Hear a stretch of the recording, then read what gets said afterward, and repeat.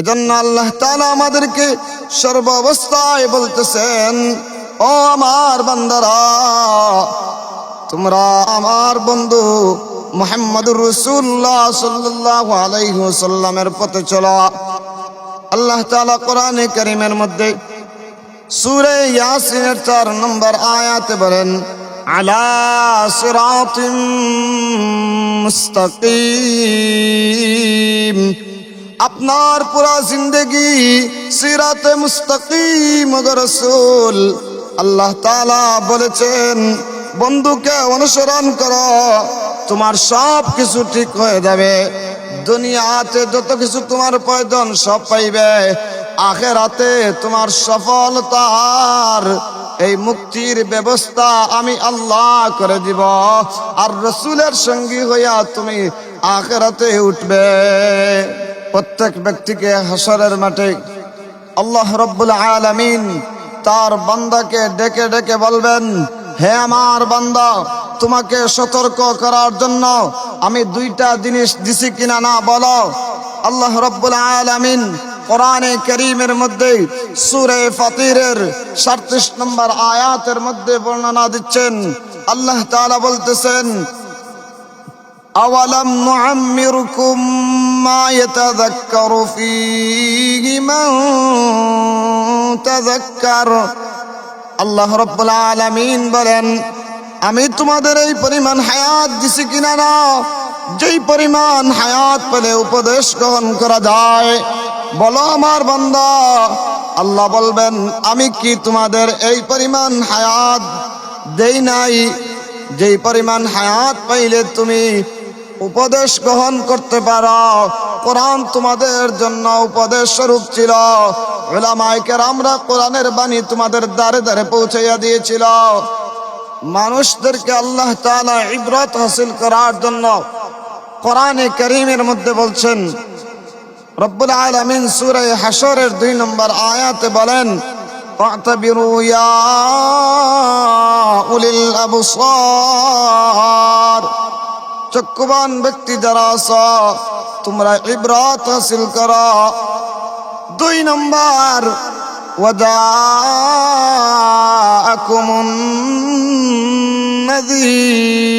নাযীর। তোমার কাছে কোরআন বুঝাইয়া দেওয়ার জন্য, আমি আল্লাহকে চিনাইয়া দেওয়ার জন্য রাসূলগণ পাঠিয়েছি। তোমার কাছে রাসূলগণ গিয়েছিলেন।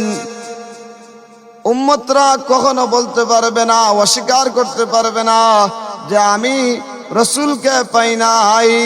আল্লাহ তাআলা বলেন, রাসূলকে না পাইলে কি হবে?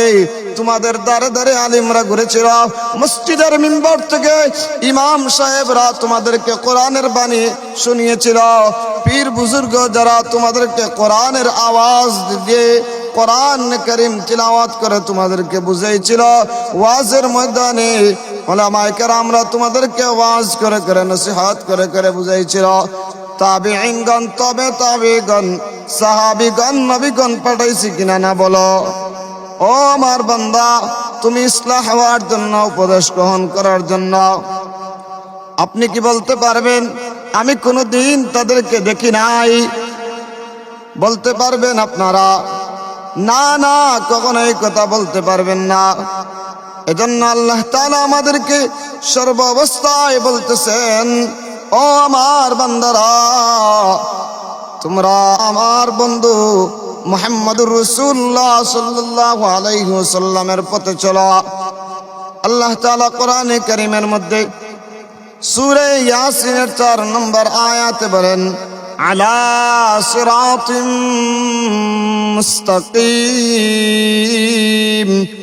আপনার পুরা জিন্দেগি সিরাতে মুস্তাকিম গো রাসূল। আল্লাহ তাআলা বলেছেন, বন্ধুকে অনুসরণ করো, তোমার সব কিছু ঠিক হয়ে যাবে। দুনিয়াতে যত কিছু তোমার প্রয়োজন সব পাইবে, আখিরাতে তোমার সফলতার এই মুক্তির ব্যবস্থা আমি আল্লাহ করে দিব।